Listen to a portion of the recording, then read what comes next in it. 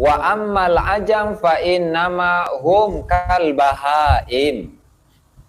Di mana orang ajam itu siapa? Orang yang non Arab, orang-orang Jawa, orang Sumatera, orang Kalimantan, orang Sulawesi, orang Cina, semuanya itu seperti Yatul Mustarsyidin. Itu disebutkan bahwa wa naqala al-allamah Muhammad Bahrak an Syekhil Aribillah Muhammad Bajarofil anna ahlal bait afdalun nas, bahwasanya ahlul bait ini sebenarnya tidak tepat untuk untuk menggunakan redaksi ahlul bait, tetapi dzurriyyah dari ahlul bait, dzurriyyah daripada ahlul bait Nabi, yaitu dzurriyyahnya Sayyidina Hasan atau Sayyidina Husain. Oke lah, bahwasanya ahlul bait itu adalah paling utamanya manusia. Dzurriyyah Nabi Muhammad sallallahu alaihi wasallam itu adalah manusia yang terbaik. Oke? Ahlul bait atau keturunan Nabi Muhammad itu adalah manusia yang terbaik. Nah, lalu ada lanjutannya, wa al abi alwi afdalu ahlil bait, dan kemudian keluarga Ba'lawi atau keluarga para habaib itu adalah ahlul bait atau dzurriyyah Nabi yang terbaik. Kesimpulannya apa? Kesimpulannya bahwasanya para habaib itu adalah manusia yang terbaik yang ada di muka bumi ini. Nah, ini kalau dikaitkan dengan ajaran rasisme yang menyatakan diri bahwa dirinya ini adalah adalah sekelompok orang, adalah segolongan orang yang lebih tinggi daripada yang lain. Sehingga yang lain nih, orang-orang Nusantara, orang-orang pribumi dikatakan sebagai akhwal, dikatakan sebagai orang-orang rendahan. Tidak hanya itu, keturunan Wali Songo. Keturunan Wali Songo itu pun dianggap sebagai orang-orang yang memiliki nasab yang meragukan. Ini udah menjadi pembicaraan umum di kalangan para habaib, meskipun yang muncul itu 1-2 orang, tetapi untuk di akar rumputnya, pada faktanya memang seperti itu. Itu satu. Artinya apa? Artinya dalam keterangan yang ada di dalam kitab Bughyatul Mustarsyidin, bahwasanya kalangan para habaib Ba'lawi itu adalah ras yang tertinggi di muka bumi ini. Wali Songonya dianggap sebagai keluarganya, ya. Kemudian keturunannya tidak diaku. Keturunan Wali Songo dianggap terputus. Lalu yang akan mulia di bumi Indonesia ini adalah kalangan habaib saja. Ini ada kitabnya. Kita berbicara mengenai data, kita berbicara mengenai fakta. Belum lagi dari kalangan Habib Naqabatul Ashraf, kalau tidak salah itu pun juga pernah mengeluarkan surat edaran mengenai bahwasanya dzurriyyah Wali Songo itu tidak memiliki data. Nah, ini ajaran rasis apa lagi kalau bukan ajaran rasis? Ini ajaran apa kalau bukan ajaran rasis? Nah, belum lagi dalam kitab yang lain, kitab An-Nahrul Maulud di halaman sebelumnya, An-Nahrul Maulud di Majmu' Kalam Habib Idrus bin Umar Al-Habsyi, di mana di sini ada kisah. Kalau dibaca satu persatu itu rada panjang. Saya ambil intisarinya saja, bahwa apa? Wa ammal ajam fa innama hum kal bahaim. Di mana orang ajam itu siapa? Orang yang non Arab, orang-orang Jawa, orang Sumatera, orang Kalimantan, orang Sulawesi, orang Cina, semuanya itu seperti binatang. Semuanya itu seperti binatang, di mana mereka itu akan mengikuti atba kullu naik, di mana mereka itu mengikuti siapapun yang bersuara di antara mereka, atau siapapun yang mereka itu, atau mengikuti siapapun yang dapat mengaum. Nah, lalu ajaran apakah yang seperti ini bukan dianggap sebagai ajaran rasis? Nah, lalu untuk mengunggulkan ras Arab, bagaimana? Ya karena orang Arab itu memiliki satu sifat, ya, orang Arab itu memiliki satu sifat di mana mereka itu tidak mau tunduk kepada siapapun, ya kan? Maka di sini dikatakan fa innama hamalahum alal ikhtilaf, mereka selalu patgon. Mereka itu selalu bertengkar. Orang Arab itu selalu bermusuhan. Kemudian masing-masing dari mereka itu mengklaim dirinya lah yang paling pantas untuk menjadi pemimpin. Dan itu dianggap oleh Habib ini sebagai apa? Sebagai sifat-sifat yang sempurna. Jadi bukanlah sifat yang sempurna itu ketika seseorang itu bisa berdamai menciptakan suatu kondisi yang aman, yang tentram, yang nyaman di kalangan masyarakat, tetapi saling bermusuhan itu adalah sifat kesempurnaan. Ini logika yang mana yang menyatakan seperti itu? Artinya ajaran-ajaran seperti ini yang apalagi ketika menyatakan bahwa orang ajam itu adalah orang-orang yang seperti binatang, ini sudah ajaran rasis. Pertama, tadi dinyatakan habaib itu adalah ras tertinggi di muka bumi ini, sebaik-baiknya manusia. Satu.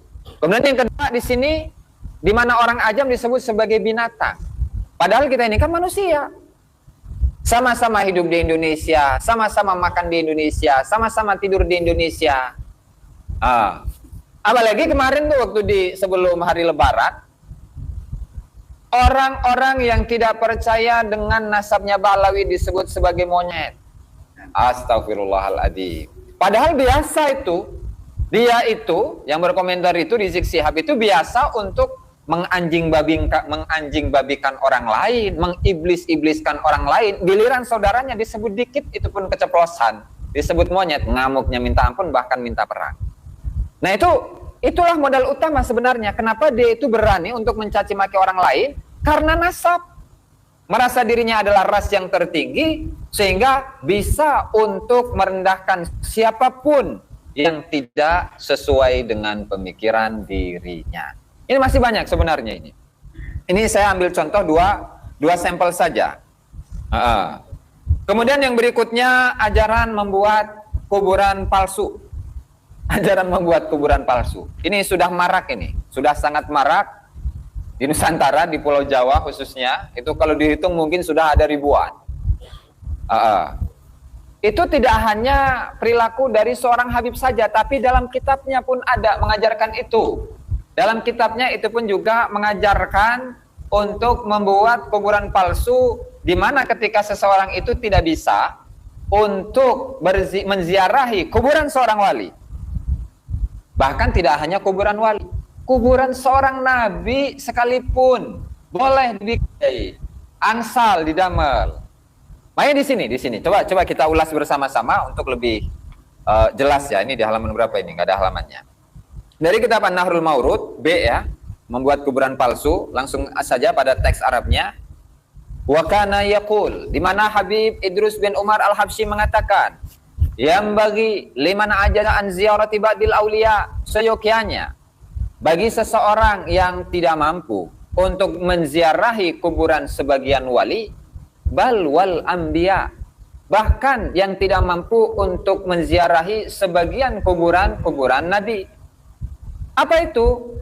Yang seyogyanya an yushakhisa dhariya hadzalikan nabi awil wali suratan hissiyah min thawbin aw nahwihi, di mana dia ini untuk seyogyanya bagi dia untuk memfisikkan, membuat secara fisik makam nabi ataupun makam wali dengan fisik yang nyata, baik berupa baju ataupun yang lain.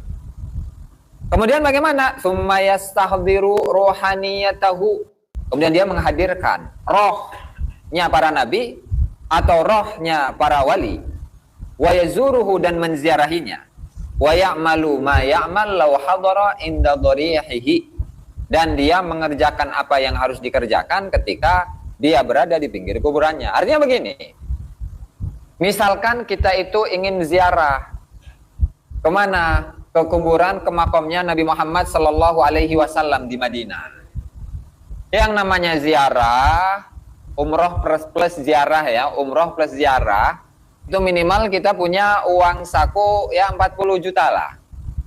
Kan tidak semua orang punya uang segitu. Nah maka menurut kitab ini silahkan untuk membuat kuburan, meskipun itu di samping rumah, jadi bikin kuburan, ada patok kuburannya, ada nisannya. Nah, kemudian diniatkan di situ bahwa saya ini sedang menziarahi makam atau kuburan Nabi Muhammad sallallahu alaihi wasallam. Ini kira-kira ini menurut para hadirin, para kesubahan, para kiai di sini, kira-kira ini akan rusak atau tidak tuh tatanan syariat Islam? Rusak. Rusak. Makanya nggak aneh. Di beberapa tempat Ini nggak tahu nih di Kabupaten Grobogan ini ada makam Habib palsu atau enggak ini? Makam palsu Habib ada atau enggak ini? Wonten nggih Yai? Wonten nggih? Belum lagi di mana itu? Di Pati, belum di Jepara, belum di Solo, belum di Semarang, di mana-mana. Itu marak yang namanya kuburan palsu. Ternyata itu tidak hanya perilaku dari seorang Habib, tetapi ajarannya memang ada. Nah, tinggal ini diserahkan kepada para hadirin, para netizen semuanya, ya, untuk mempercaya atau tidak dengan keterangan yang ada dalam kitab ini. Silahkan. Datanya memang seperti ini, Habibnya mengajarkan hal tersebut, ya kan? Dan itu dicontohkan oleh Habibnya. Makanya di sini disebutkan wa kana sayyiduna yaf'alu dzalika, dan Habib Idrus bin Umar Al-Habsyi itu melakukan hal tersebut. Artinya ketika beliau itu memiliki suatu alasan, memiliki suatu halangan untuk menziarahi makam atau kuburan dari seorang wali atau seorang nabi, maka beliau membuat kuburan, kemudian menziarahinya, ya kemudian biasa tahlil hadratan ila hadrati Nabi Muhammad sallallahu alaihi wasallam, biasa. Nah, itu biasa. Wa kana yaf'alu dzalika, dan itu dikerjakan, dilakukan oleh Habibnya. Nah, ada ini dalam kitabnya, itu silahkan dicek, dan kalau misalkan perlu untuk file kitabnya nanti bisa dikirim nanti. Nah, itu satu, untuk membuat kuburan palsu. Ini sesat ini. Kemudian berikutnya, memberi syafaat dan syarat mahabbah kepada Habib, dengan syarat mahabbah kepada Habib. Nah, artinya ketika seseorang itu menjadi muhibbin, maka dia akan mendapatkan syafaat dari seorang Habib. Mendapatkan syafaat nanti ketika di akhirat, mendapatkan pertolongan dari seorang Habib, tapi syaratnya adalah cinta kepada Habib.